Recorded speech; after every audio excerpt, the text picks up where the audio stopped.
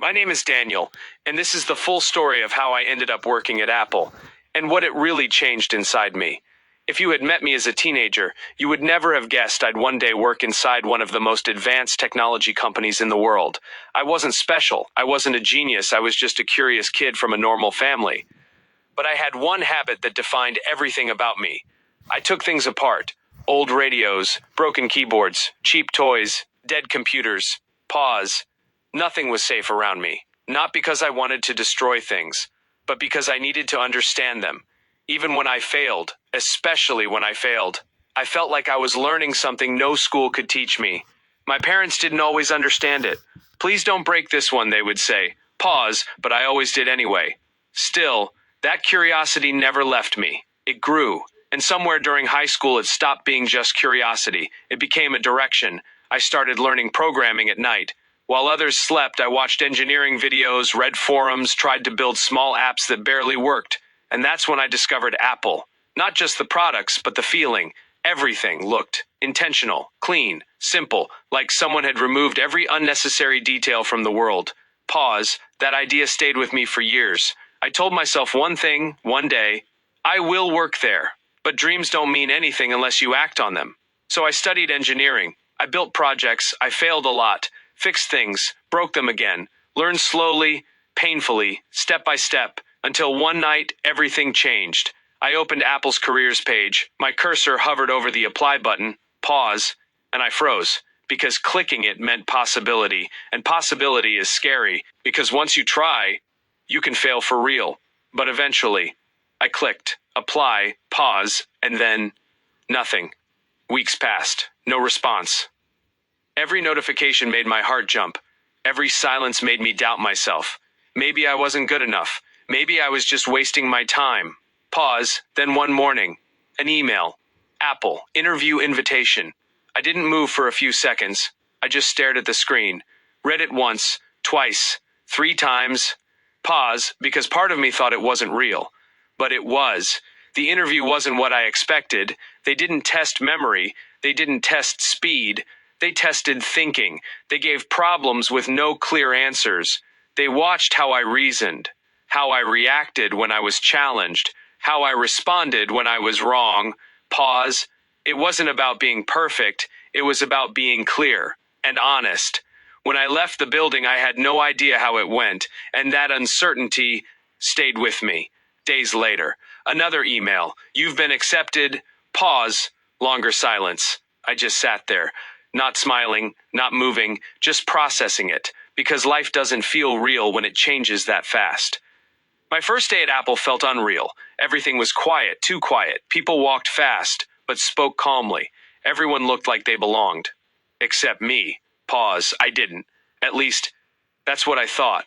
My manager noticed it immediately, and he said something I still remember clearly. You're not here to know everything. Pause. You're here to learn. That sentence became my foundation, because at Apple, ego doesn't survive long. Ideas are challenged instantly. If something is weak, it gets broken down. If something is good, it gets improved. If something is great, it gets simplified. Pause. And that last one. That's the hardest, because simplicity is not easy. It's the result of removing everything unnecessary.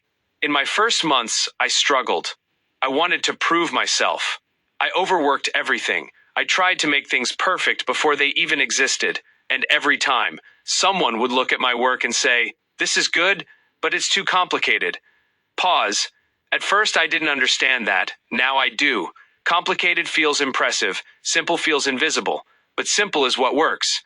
Then came my first real project. Small, but important. I worked harder than I ever had before. Late nights, endless checking, constant revisions. I wanted it to be perfect. But during review, my manager paused, looked at the screen, and said, "This works, but it's not simple enough." Pause. Silence. That sentence hit differently. Because it didn't mean I failed, it meant I wasn't finished, so I rebuilt it. Again and again.